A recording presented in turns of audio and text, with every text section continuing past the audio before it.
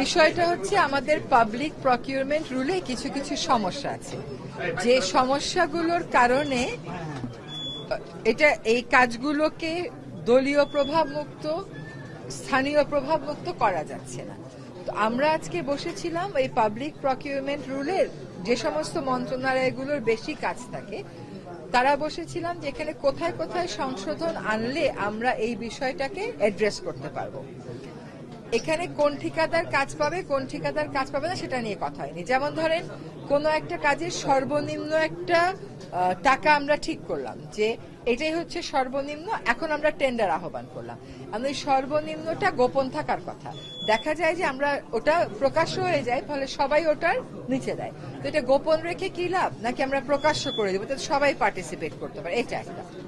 দুই হচ্ছে আমরা কিছু কিছু মন্ত্রণালয়, যেমন আমার পানি সম্পদ মন্ত্রণালয়, ফয়জুল ভাইয়ের মন্ত্রণালয়, আমরা তালিকা করে ফেলেছি যে কোন ঠিকাদার কতগুলো কাজ পেয়েছে। বিষয়টা ও বেশি কাজ পেয়েছে বলেই যে ও দুষ্ট তা না, ওকে অন্যভাবে দেখতে হবে তা না। কোনো কোনো ক্ষেত্রে সক্ষমতার ব্যাপার থাকে। বড় কাজ হলে একটা সিকিউরিটি মানি জমা দিতে হয়, ওটা সবাই দিতে পারে না। আবার অনেক সময় যে প্রভাবেরও ব্যাপার থাকে, অনেকে আছে কাজই পাচ্ছেন না, ড্রেজার কিনে বসে আছে কিন্তু কাজই পাচ্ছে না। তো সক্ষমতার বিষয়টাও দেখতে হবে। আমরা এই তালিকাটা করার কথাও আজকে বলেছি যে আমরা দেখব যে কে কতটা কাজ পাচ্ছে। আরেকটা যে কথাটা আমরা বলেছি, আমরা যখন একটা প্রকল্প নেই তখন আমরা বুঝবার চেষ্টা করি যে ওই প্রকল্পটা গ্রামের মানুষ জানে কিনা। আপনি এখন 100 কোটি টাকার একটা প্রকল্প নিলেন, গ্রামের লোকের তো জানতে হবে তার এলাকায় 100 কোটি টাকা আসতেছে এবং এই কাজে ওটা ব্যয় হবে। আরেকটা হচ্ছে প্রকল্পের যখন আপনি প্রস্তাব করেন তখনই আপনি 1000 কোটি টাকা করেন, ওই সময় আসলে আপনি দামটা হয়তো বাড়িয়ে দিয়ে রাখেন।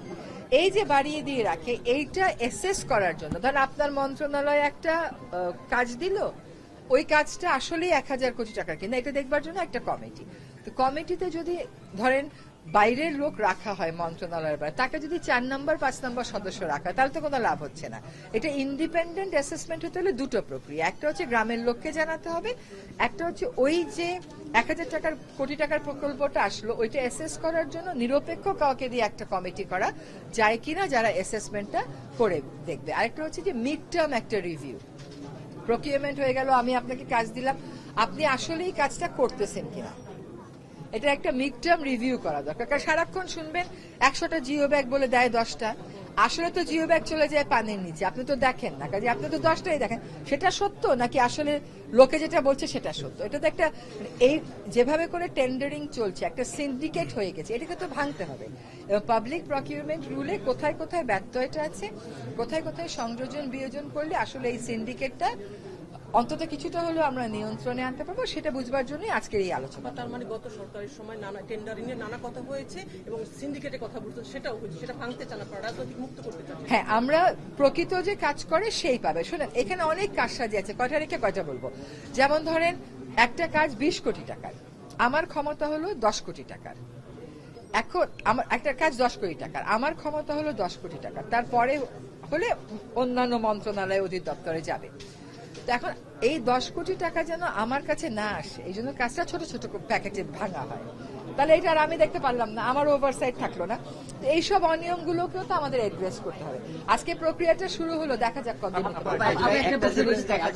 আমাদের দেশের যে প্রকল্প নেওয়া হয় না, যখন সময় বাড়ানো হয়, যে বিষয়গুলো সেইগুলোতে মানে দেখা যায় যে এখন পর্যন্ত যত প্রকল্প হয়েছে এগুলো ওপেন করা থাকে না, মানে এই প্রকল্পটা কি দিয়ে হচ্ছে না হচ্ছে এই ডকুমেন্টগুলো কি। হ্যাঁ, এই কথাটাই আজকে হলো যে আগে যখন ত্রাণ বিতরণ করা হতো তখন একটা বোর্ডের মধ্যে লেখা থাকতো যে এত এত মন গম, এতটুকুন চাল। তো এটাই আমরা বললাম যে আপনি যে বলছেন 100 কোটি টাকার প্রকল্প আপনার ওয়েবসাইটে লিখে দিয়েছেন, ধরলাম ভবদহ জলাবদ্ধ এলাকার মানুষ তো জানে না যে ওয়েবসাইট খুলতে হবে, ওয়েবসাইটে পাওয়া যাবে। তার ব্রেকডাউনটা জেলা প্রশাসক যেন গ্রামের লোকের প্রকৃত যারা উপকারভোগী তাদেরকে ডেকে এনে এটা আলোচনা করে যে এটা হবে। এখন জেলা প্রশাসক তার মনোনীত লোকদেরকে ডেকে গণশুনানি করলে তো হবে না, এই জিনিসগুলো প্রথম থেকে জানাতে হবে। তো পাবলিক মানি না জানানোর তো আমি কোনো কারণ দেখতে পাচ্ছি না। এতে করে হবে কি, খালি যে দুর্নীতি কমবে তা না, জনগণের মনেও কিন্তু কিছু ভ্রান্ত ধারণা আছে, সেগুলো আমরা অ্যাড্রেস করতে পারবো। আমি শুনেছি আপনার সময় বাড়ানোর বিষয়টা আসলে ব্যয় বেড়ে যায়।